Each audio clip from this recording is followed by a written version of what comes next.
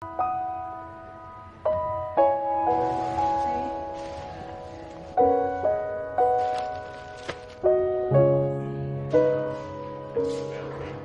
was actually birthed in a local church called Belfast City Vineyard, and about 7 years ago or so it became clear to us that there were people in our city who were going hungry, and we weren't okay with that. It's not something that we were willing to just sit back and let happen, and so we began to think and dream, how could we impact that, how could we serve our city?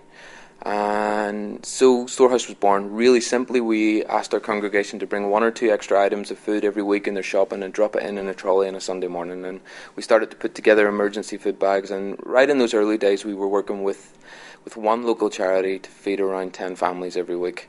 From there, we've grown over the last 6 or 7 years to being an independent charity in our own right, working with about 150 different referral agencies and community groups and charities across the city to provide somewhere in the region of 100 food bags every week, as well as 8 to 10 furniture deliveries and a whole bunch of clothes and other household goods.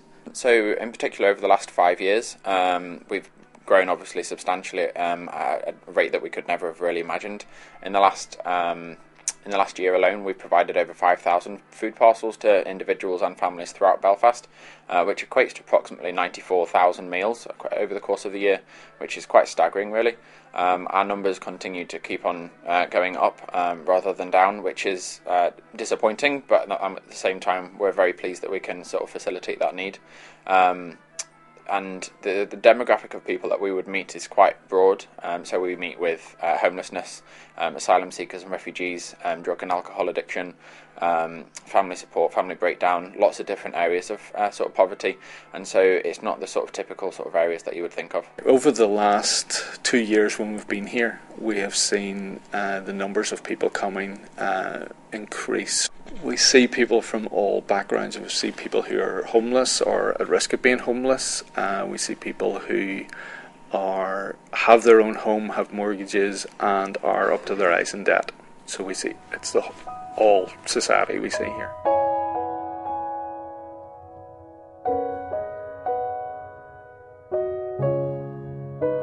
Well, I wouldn't say they're falling between the gaps in the statutory bodies, but certainly they have no safety nets that some of us might enjoy. You know, there's maybe no family connections, or they do have family, but they're in the same position. So we're trying to step in there where there are no other options for them. Basically, where a lot of the rest of us might have savings, or we might have mum, dad, or brother or sister who's going to help us out, but some people just don't have that. If you want it, well.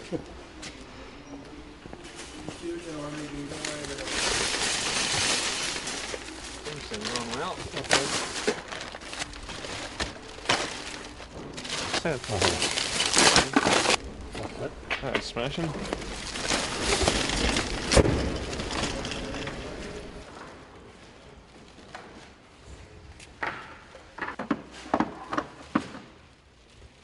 This is where all our donations arrive into, from churches, schools and businesses. They'll be brought down here and we'll sort them out into types, so food, clothes, furniture. Then our food gets broken down into various types of food, so tinned fruit, tinned fish, tinned meat. And then we have a preset food bag that we'll pack up for our service users to give to them. So we have 5 different sizes of bags, A to E, which will depend on the size of the family. So A might be 1 or 2 people, E will be mum, dad, 5, 6 kids. It's about 3 days emergency food for them. That's breakfast, lunch, dinner and snacks. So this morning we're just packing up the bags ready to go out through our charity partners and also down to our referral centre at Castle Arcade. The reality is for many in our city that they have no idea where the next meal might be coming from. We have people who are living on less than £3 a day to feed themselves and their families, and that just isn't sustainable. But much more than that, when any type of poverty sets in, one of the first things to go is that sense of dignity, that sense of I'm significant and valuable as an individual. And we see our job not just as meeting those physical needs, but actually restoring dignity, actually speaking life over people and encouraging them to seek hope in a different future. And we find that when we can do that, then some of our partner programs and partner agencies work much better in terms of helping people engage with back to school programs or back to employment programs or debt management programs. All that stuff works better when people are living with a sense of dignity and a sense of hope. Through the winter period, the need would definitely increase. We're finding a lot of people who wouldn't be able to afford to heat their house, or they might spend their money on heating and then not be able to afford to buy the food. So it's a big issue for people. Also, you find in the run-up to Christmas, everybody wants to provide for their kids and get them their presents and things, but that might leave them quite short, or they might have got into debt issues through doing that. So we're definitely busier coming up to Christmas and through the winter period. We do tend to see an increase year on year of those using us, but then we become more known year on year as well. I'm certainly seeing poverty as a real and acute issue in our city, and we still have people in our communities who are incredibly vulnerable, and whether that's one or thousands, we still want to exist to serve the one, and so we'll stay for as long as the need is.